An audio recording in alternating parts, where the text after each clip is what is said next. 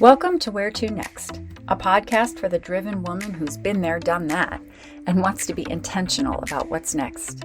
Each week, I'll teach you how to get where you want to go next while focusing on what's working and what's lighting you up. You'll learn to connect and leverage your intuition, acknowledge doubt when it pops up, and have the skills and confidence to keep going. You'll create your next steps with new mindset tools and crystallized wisdom, all while doing life your way and not someone else's, and realizing it's way easier than you ever imagined. Because, my love, living life this way, your way, means the best is yet to come. You are made for this. Thanks so much for being here. Let's dive in. Do you keep promises to yourself? Why? Why not? I want you to ask yourself that, and you can wait till the end, or you can pause here. But I had this discussion with a friend the other day, and I thought I'd record my insights, my thoughts, my wisdom, and share these with you, because a lot of times people will say, oh, it's so much easier to keep a promise to someone else than it is to myself. And I really want to go deep on this. I want to talk about this because I would argue the relationship you have with yourself is not only the longest relationship you have in your whole life, right? But it's the most important relationship you have because it sets the stage for how you interact with every single person in your life. And if you're a mom, you're modeling your behavior for your children. You're a wife, you're a significant other, you're holding your girlfriends up, right? You're a daughter, you're a sister-in-law, you're a member of the community. And how we show up, how we treat ourselves matters way more than we can even begin to imagine, or maybe we have imagined up till this point. So hang with me today. For those of you who say, oh yeah, Stacey, I totally keep my promises to other people. Myself, not so much. If you fall into that camp, I want you to think about this. Why is that? A lot of people will say it's easier to keep my promise to other people because I know if I don't, I'm going to let them down. There could even be some backlash, right? There could be disappointment. There could be tension in a relationship. There are consequences. Here's what I want to propose to you. I believe, particularly as women of a certain age, we were taught, we were perhaps even conditioned to put other people first. This is called people pleasing, and I can talk about that in another day and time. But when we put other people before our own needs, that may or may not want to be something you want to continue doing. What I believe comes in direct relation to that is the sort of the why is because the belief being, if we put ourselves first, if we keep a promise to ourselves before honoring a promise to someone else, that is somehow perceived as being self-centered or selfish. And before we go on, the very definition of selfish is doing something for yourself at the expense of other people. And I would argue the promises that you keep to yourself are not putting other people in harm's way. Quite the opposite. They're the type of promises that make you a better person, right? I promise I'm going to get to sleep tonight. I promise I'm only going to have 2 drinks instead of 3. Or I promise that I won't have 7 cookies today, right? All of these types of promises that you make to yourself because you're moving toward a goal, right, that you've imagined will make you a better person. So when you do keep those promises, that is not selfish. That is in service to you and to everyone around you. I also believe that one of the reasons why it's easier, in air quotes, to keep a promise to other people is because we don't understand. We maybe weren't taught the impact and the long-term effects of breaking a promise to ourselves, how it kind of chips away, how it erodes our relationship with ourselves. Our relationship with ourselves is the most important relationship we'll ever have. It's the longest relationship you'll ever have. Even if you have siblings or parents or significant others or your friend from kindergarten, your relationship with yourself, you are with yourself 24/7, every single day of the year. And for those of us who are moms out there, or parents or dads, you're raising tiny humans, or teenage humans, if you will, and they're paying attention to every single thing you do. It doesn't matter if you have sons or daughters, they're paying attention to how you show up in this world. And then what they see, what you model, is what then they go out and do. So why do we break those promises to ourselves? There's a whole bunch of reasons.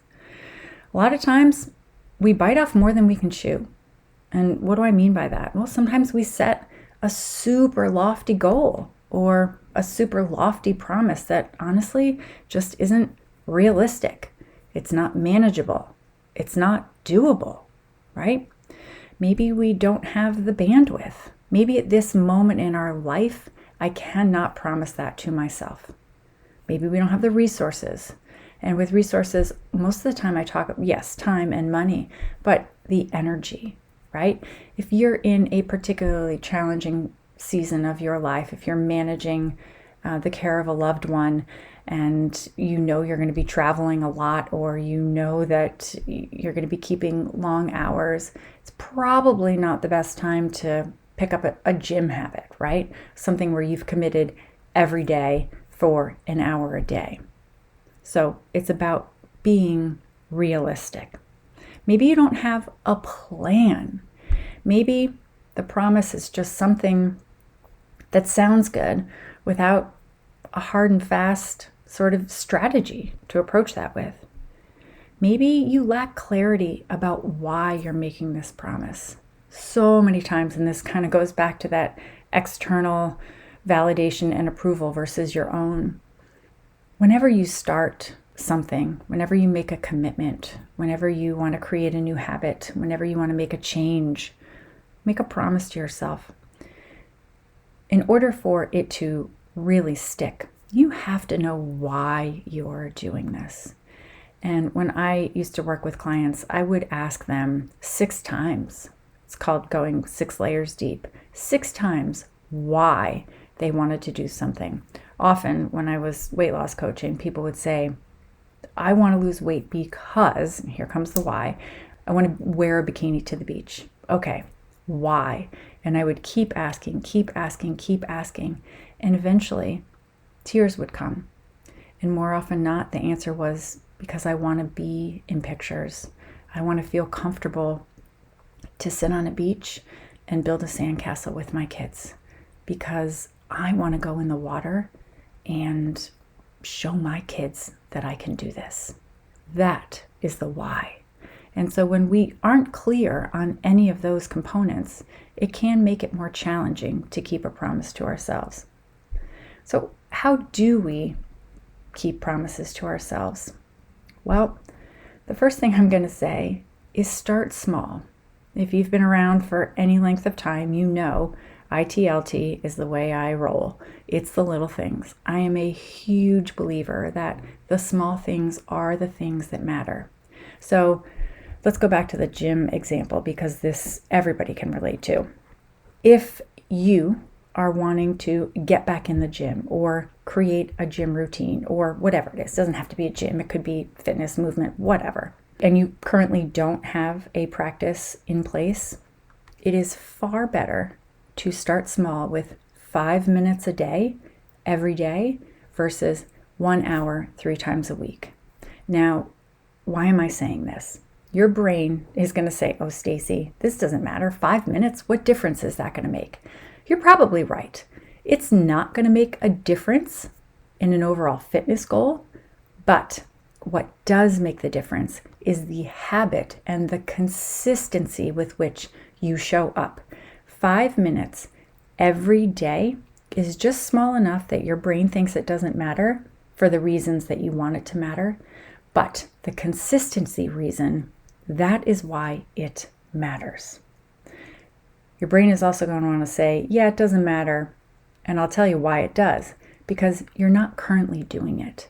And to be the type of person who wants to begin to keep promises to yourself, starting small and nailing those commitments to yourself is how you become a person who keeps promises to yourself.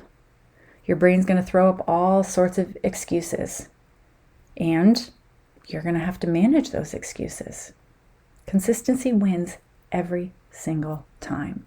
And then once you do 5 minutes a day for 2 weeks, 3 weeks, a month, then you layer on to that and you become super consistent with whatever habit that is. Maybe it's reading a book.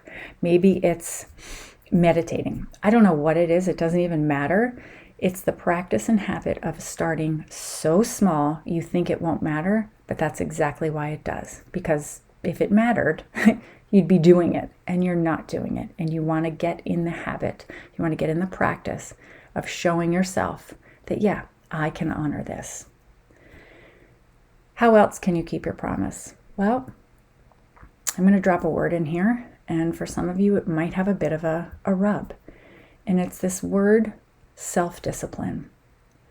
Now, I've changed my relationship to the word discipline. I used to think discipline meant military force practically, right? Where you had to be so regimented and so on yourself. And that to me felt tight. It felt punitive. It felt, like there was a whole bunch of deprivation and no fun there. And what I want to offer you is maybe this word self-discipline is an enhancement to your life. Maybe it's not the restriction, and it's not a slacking off or slackening, if you will, but it's from love. So when you start something for 5 minutes a day, you're doing it because you want to be the type of person who honors their commitments to themselves. This is something you do for you, for the person you're becoming, for the result you want to create. It's not negative at all. It is an absolute up level. Another reason why I think we break our promises, or another way we can keep our promises, and this is a big one, is to have a failure plan in place. And what do I mean by that? You are going to fail sometimes. Fact. And I don't say that to be mean. I say it to be realistic, and also because there is such freedom and liberation when you know there are going to be days when you're not perfect, when you're grumpy, when your day zigs and zags and you thought it was going to go a different way. Planning to fail ahead of time allows you the opportunity to get your plan B's and C's in place. It's an insurance policy, if you will, because so many of us, myself included, start out thinking, this is finally going to be the time I'm going to do ABC or XYZ. And we assume in a perfect world, this is going to go great. But we don't live in a perfect world. We live in life. We're humans, and life happens to us. And when we are being mom, we are managing life and holding space and holding life for the other people in our lives, our children. And so we just cannot operate under the guise or the premise that everything's going to be perfect. So planning to fail means identifying your excuses ahead of time. What are you going to say to yourself when your brain says, yeah, I don't want to do it? What are you going to say to yourself when your brain says, yeah, 5 minutes, if we're just, keeping up with that example, 5 minutes doesn't matter? What are you going to say when your day takes a turn and you can't, or you tell yourself you can't do it, you'll start tomorrow? Plan for your excuse ahead of time. It's kind of like this concept of pre-teaching. I can't remember where I heard this term.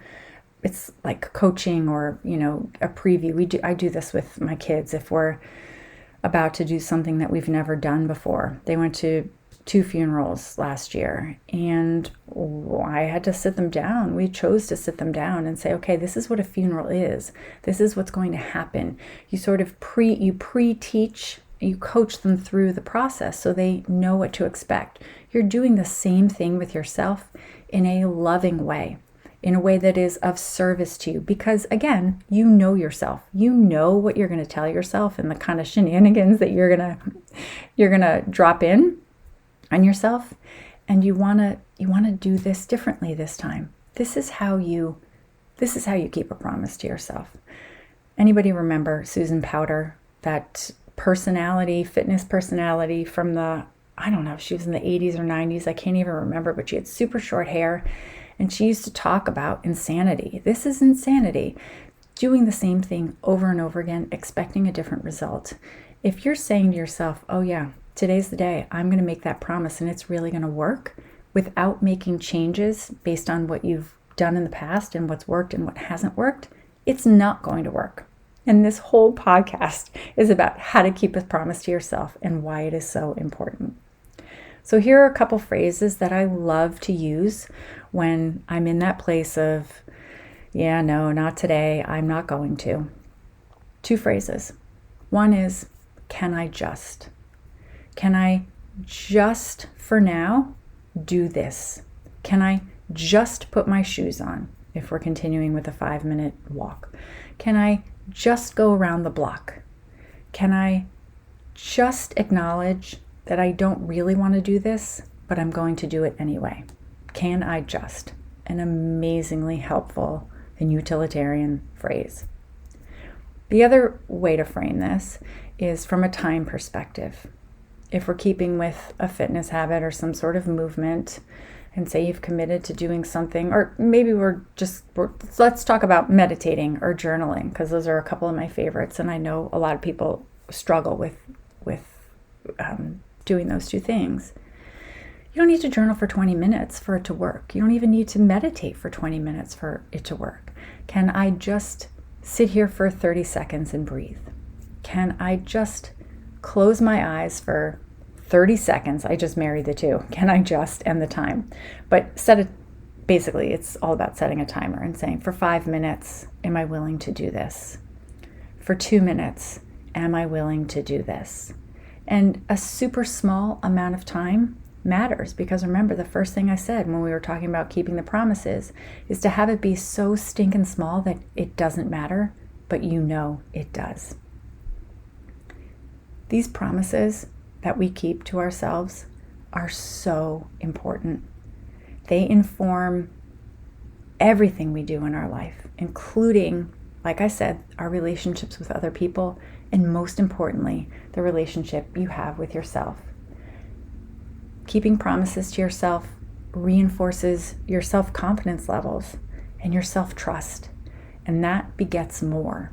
Those 2 elements, self-confidence and self-trust, are like a magnet, because once you start feeling that sense of confidence and once you start trusting, more comes, and only good can come from those two places.